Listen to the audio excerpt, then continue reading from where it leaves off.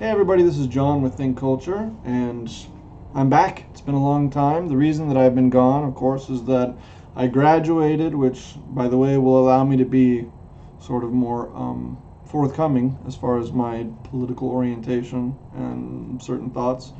I got married, I had a child, I moved multiple times, and now, we're in the middle of a pandemic, which is what I want to talk about today.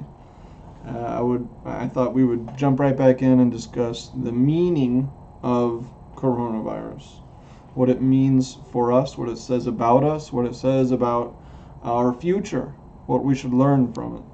That's the topic for today.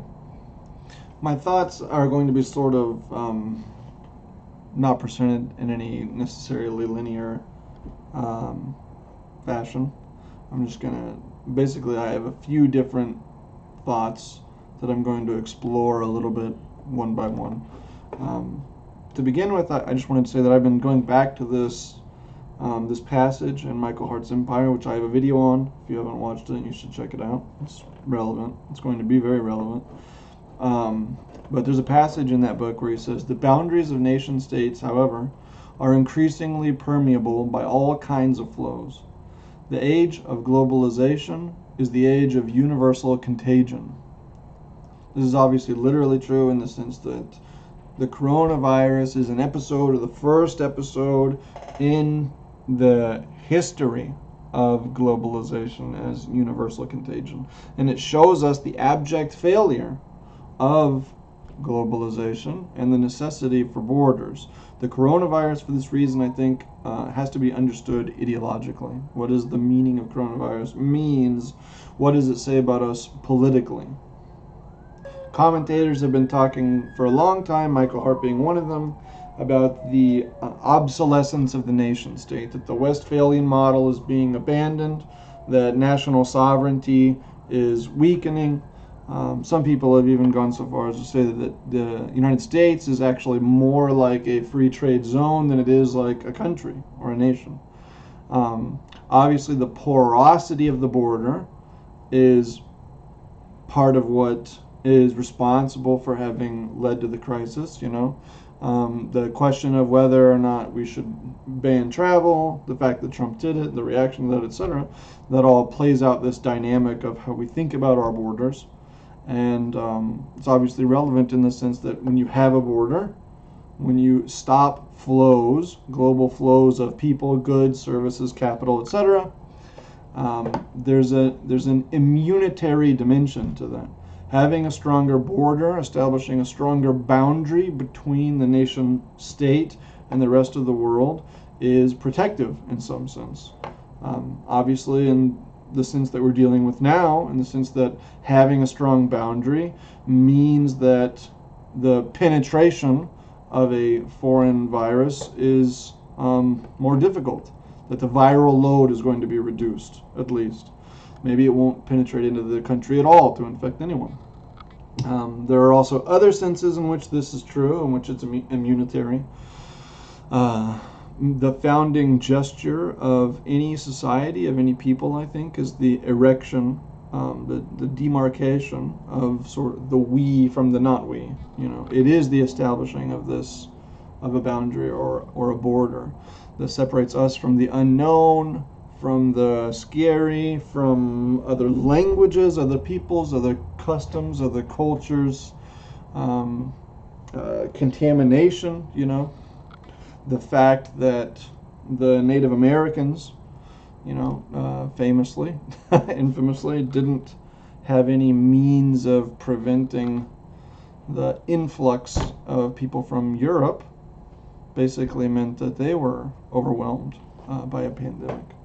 I think that most recent estimates say that it killed, vastly more people, just infection, basically the plague or something like that, than actually the direct confrontation between Europeans and Native Americans accounted for.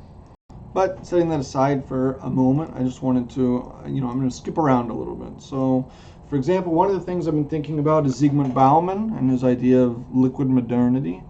And I've been thinking about the way that in liquid modernity there's an increasing need or hunger for a sovereign. for the political order to have, power reintegrated within it, to have a sovereign who's capable of making political decisions. Whereas power in our society in the modern era of financial globalization, of empire, as Michael Hart would put it, power is sort of absorbed into the market, into the process of capital. And so it's like an infinite series of individual market decisions that really impact our lives and that dictates the course of human and national history. But a moment like this, I think, shows us the problem with that. As risk in this era becomes more and more assumed by individuals, that's what liquid modernity is about. The community, the family, the church, all these places used to form some kind of protective bubble, some immunological function by absorbing risk. There were, organizations and institutions of sort of insurance almost. Our mistakes, our failures, there was a buffer preventing us from, total calamity, total catastrophe, total collapse. That's what they were. But as capitalism progresses, as liberalism progresses, these institutions are dismantled, are weakened, and eventually all of that risk, or increasingly, gets displaced onto actual individuals. Okay, and I think that as this happens, and we become more precarious and more vulnerable, you can think about it in terms of the precaritization of the workforce, Uber drivers and stuff like that, the increasing, and is sold to us as freedom. But everyone knows that that's a con. But anyway, as this increases, I think, and the fluidization of our life increases, the more we become unstable, vulnerable, we have an increasing desire to offload some of our risk and responsibility onto the institutions, onto the political order, onto corporations. We see some of that with woke capitalism, I think. We want them to be sort of moral guidance for us even. Some of this decision making, I think that it, increasingly we want to externalize risk. That desire becomes greater. And so what you see now on both sides of the political spectrum have been calls basically for Trump to become the fascist that he's been maligned as being. You get people on the left that are saying he needs to invoke the Defense Production Act now, use it extensively. He needs to, be ordering a national shutdown, a national lockdown, etc., and so forth. So basically, they want to not have to make decisions on their own. They don't want to have to make decisions at the level of local governance even.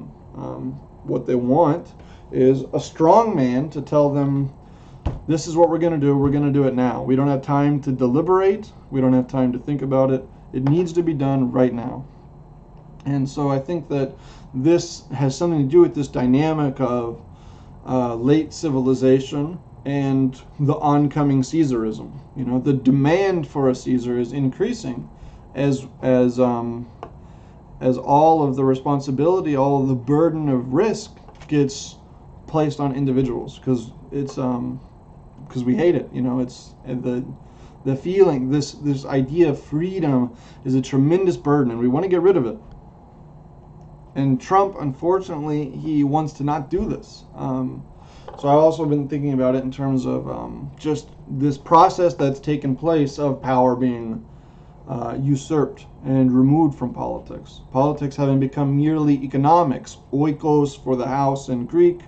That's what oikonomia, economics, it's housekeeping, just administration. You're just there to make sure the machinery keeps functioning. The actual ability to make decisions, to decide on the state of exception, it goes away. And I think that's why the coronavirus is so terrible for us. It's such a problem for us. We lack the political power to deal with it because politics itself has become impotent. The political as such no longer is the locus of power. And part of that might deal with this risk issue again, because, as Hannah Arendt talks about, the public sphere is about acting in the face of uncertainty. And that's so much of what's going on with the coronavirus. We don't know, we have models to try to predict, but we don't really know. We don't really know what the effects of this and this, this and this other thing will be. It's uncertain. Our future is uncertain. The devastation that the virus will yield is uncertain. And so you have to make decisions, and you have to act in the face of uncertainty. Is it going to kill more people if I shut down the economy, or if I let the virus just take its course? We can't know, and that's what makes it so terrible. And that's also why Hannah Arendt says that forgiveness is the enabling virtue for politics and for the public sphere. And as we know, we do not live in an era of great forgiveness. Another thing I've been thinking is more in the line of like the Baudrillard idea that our politics, our public sphere, is really a simulacrum. That politics has become merely the simulation of politics. And the coronavirus represents this sort of return of the repressed, of nature, of the real erupting into our society, into the body politic, and making clear the fact that our politics has become mere simulation, that it's shadow play, that it's theater, that that these people, that's not where power is anymore. Power is in international and transnational institutions and organizations, bodies, the UN, EU,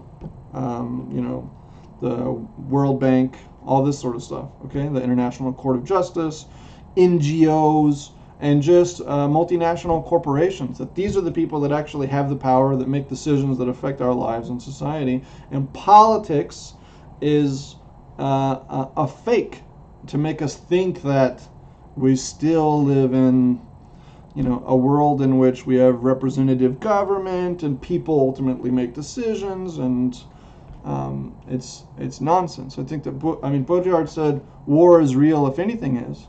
I think that we've been in a trajectory of unreality for a long time, and that the pandemic is real if anything is, and that it's exposing the simulacrum and calling upon us to make a decision about what politics is going to be. The question of whether we are to have a future is getting tied to the question of whether we can have politics that isn't mere simulation. It makes clear all the problems of liberalism and our institutions. That's the reason that we're having this tremendous failure. It's the reason that the pandemic is such a problem in the first place. The porosity of the border, increasing globalization, and this is tied to capital. Adam Smith is the first consistent cosmopolitan. He wants one world market, okay? And that's what a lot of people today want. And we're seeing how non-essential all this stuff is, right? And the problem of offshoring supply chains, of outsourcing, manufacturing of essential goods. That it may be the most productive, the most efficient economically to have certain things, pharmaceuticals, medical supplies, etc., manufactured in a foreign nation, even a hostile nation. But it is contrary to the national interest. We're seeing that concerted collective action is what's required to deal with the problem, and that individual selfish motivations and conduct are injurious to everybody, right? So the hoarding, the price gouging, the spring breaking, all of this stuff, it's becoming very clear to us, which is perfectly fine in the liberal order. You're supposed to selfishly pursue your own interests, and if it's injurious to everyone else, it doesn't matter, right? But we're seeing now that that these actions have a real effect on everyone else, right? And so we're getting this, bicameral, bipartisan agreement to spend massive sums of money to try to help this. We're getting lots of measures that are being called draconian about lockdown, quarantine, etc. And this is bipartisan, right? Because everyone ultimately realizes that the liberal order is a failure. We have a bottom-up economic catastrophe, and market-based solutions just are not possible. Everyone realizes that. The liberal order, selfish interest, is ultimately maladaptive. It's historically, socially maladaptive. It doesn't contribute to a better world. It parasitizes and destroys the better world.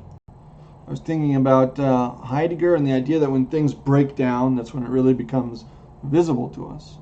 And I think that we're seeing liberalism breaking down, the liberal order breaking down.